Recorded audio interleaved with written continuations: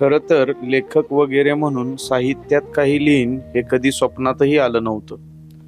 Gyanshree publishing हाऊसच्या निर्मितीनंतर कोणकोणती शैक्षणिक, अभियांत्रिकी अथवा स्पर्धा परीक्षेची पुस्तके प्रकाशित करायची हे निश्चित केलेलं होतं.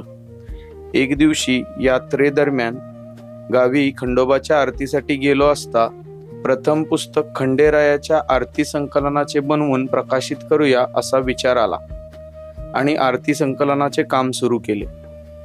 आरती संकलन करत असताना बऱ्याच गोष्टी ज्ञात झाल्या की ज्या सर्वश्रुत नाहीत.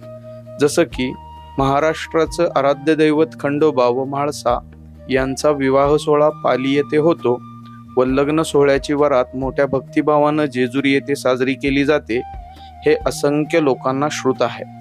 परंतु खूप कमी लोकांना हे माहिती आहे खंडोबा आणि म्हाळसा यांच्या विवाहाचा हळदी समारंभ रेवडी सातारा इथे होतो.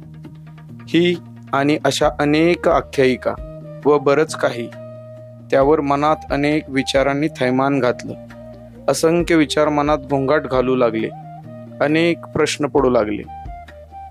त्यावर ठरवलं की फक्त आरतीचंच पुस्तक न प्रकाशित करता आपल्या रेवडी गावचं खंडोबा मंदिर, त्याच्या आख्यायिका, खंडोबाच्या सानिध्यात गावाला लाभलेलं भौगोलिक वैभव इत्यादीची माहिती संकलित करून रेवडी गावचा आपला खंडेराया सर्वांपर्यंत पोहोचवूया. याच संकल्पनेचा ध्यास घेऊन पुस्तकाचं लिखाण सुरू केलं आहे. लवकरच ते सिद्धीस जाईल. आजच्या या शुभदिनी पुस्तकाच्या मुखपृष्ठाचे अनावरण करून आयुष्यातील नव्या स्वप्नाचा प्रारंभ करत आहे. खंडेराया, तुझी कृपादृष्टी अखंड राहू दे.